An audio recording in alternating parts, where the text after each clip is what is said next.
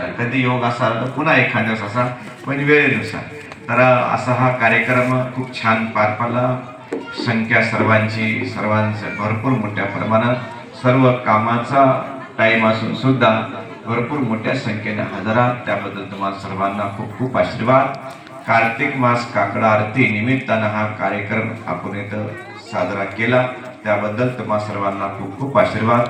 सदैव भक्ती मार्गाला चालत राहणे, भगवंताचं नामस्मरण नित्यनेमाने घेणे, जे काही आपण दैवतेची आराधना करायची असते ते आपापल्या हृदयामध्ये भाव ठेवून करायची असते.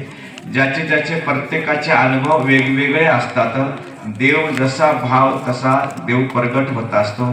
देव सोन्याचा आहे पावते, देव लाकडाचा आहे पावते, देव दगडाचा आहे पावते. देव काही नसेल तर निर्गुणाचा भाव ठेवून तसा आहे देव पावते. लक्षात, जसा भाव तसा देव.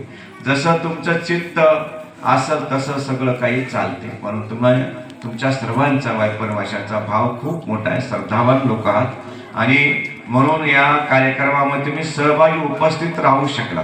श्रद्धा भाव नसला असं एवढ्या मोठ्या प्रमाणात तुम्ही थांबले नसला, म्हणून तुमचा सर्वांचा खूप मोठा भाव आहे आणि त्या भावनेतून हा कार्यक्रम आहे. लक्षात, श्रद्धेतून कार्यक्रम.